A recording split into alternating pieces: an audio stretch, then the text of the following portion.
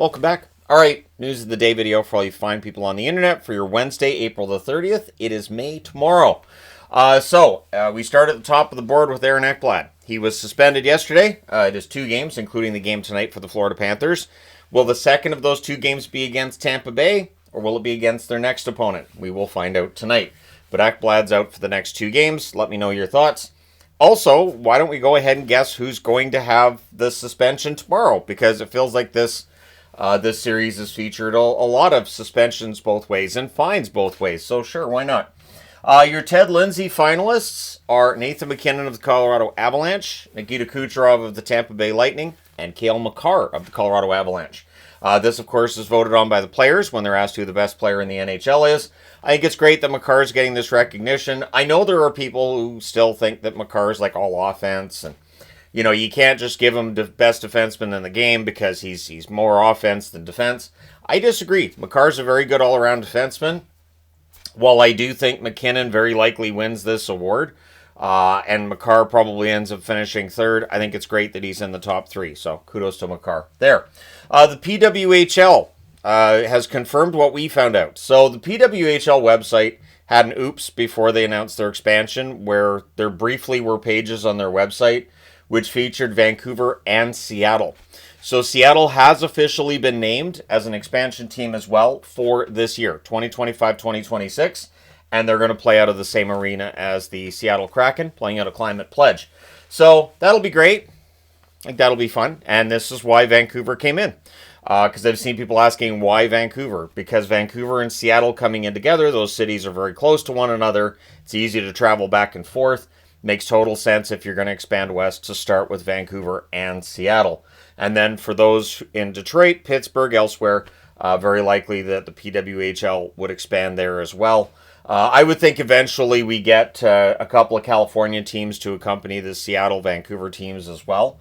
But I think it's great. Let me know your thoughts in the comment section below on Seattle joining the PWHL. Utah accidentally had an oopsie of their own, I guess. Before their YouTube channel went down, the handle got upgraded to Utah Mammoth. Or updated, I should say, to Utah Mammoth. Oh, I'll say upgraded. So it looks like Utah Mammoth's going to be the name. So I have all of these nice Bigfoot magnets I made up.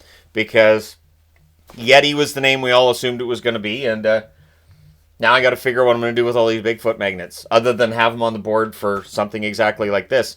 Mammoth is the name that I've wanted the whole time, so I think it'll be fine, and it should be kind of fun to see with the colors that they have, what they come up with for a logo and for a jersey.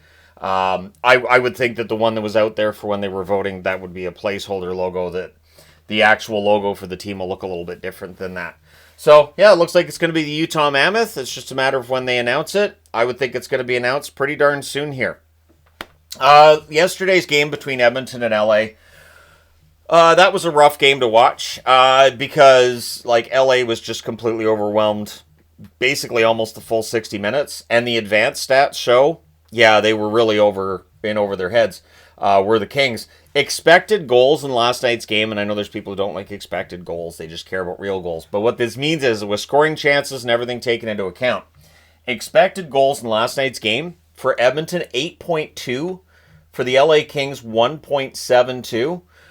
The most lopsided playoff game in the National Hockey League in many years. Apparently, to find a stat that's anywhere near this, you have to go all the way back to 2016, 2017. So, LA had a complete and total meltdown last night. Or the Edmonton Oilers played the best game they've played in maybe forever. So, yeah, the LA Kings are going to have to be a lot better. And they're going to have to hope the Edmonton Oilers have some kind of slip-up in Game 6 at home. Because otherwise, this series is going to be over in 6. And it does change the video that I would do if LA got eliminated. The fact that they would have been eliminated 4 years in a row by the same team in the same round.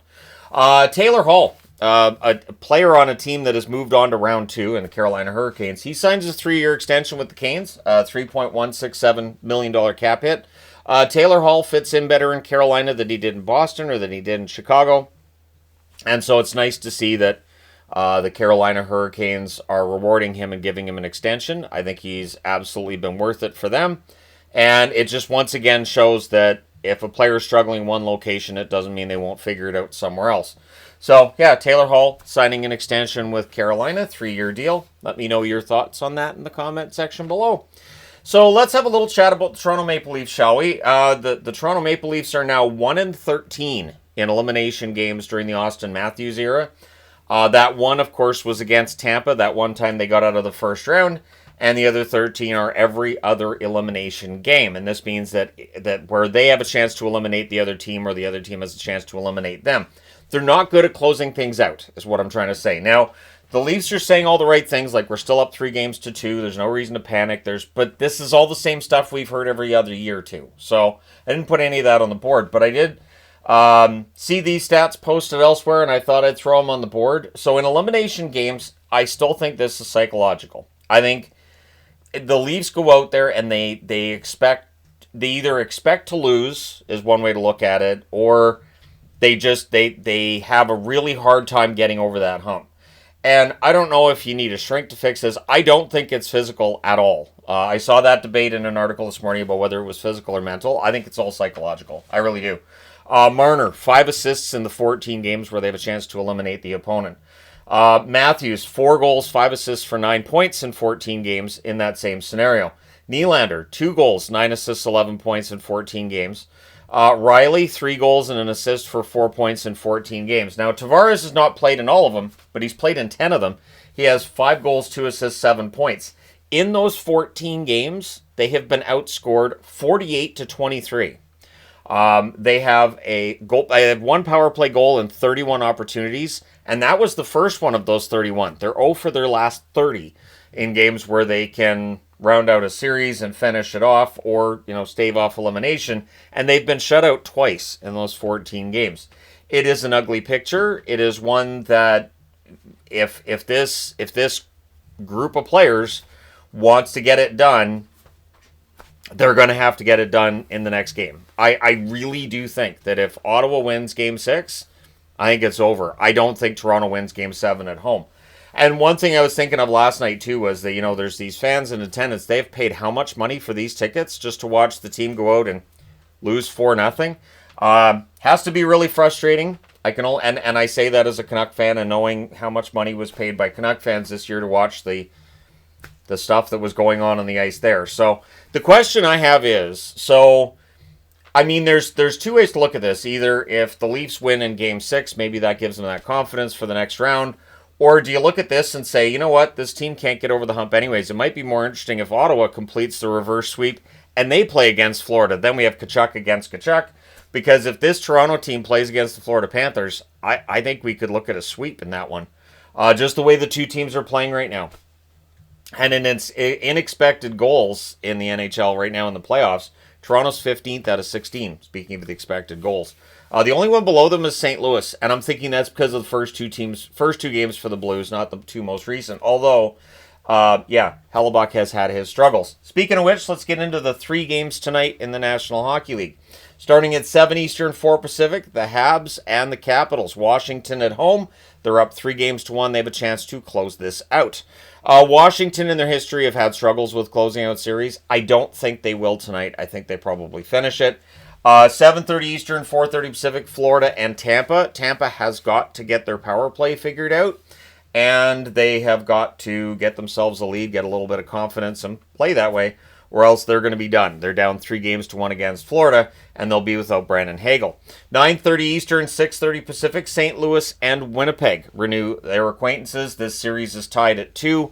Winnipeg being the home team here, they need to assert themselves at home. If they lose this one at home, they're going to lose in 6. So I don't think they win in St. Louis in Game 6. Unless something dramatic changes for that game, I think Winnipeg has to win this tonight. I think this is their season. So let me know your thoughts in the comment section below, including picks for tonight. Hit like and subscribe if you haven't done so already. Thank you guys so much for all your support as always. I will talk to you again soon.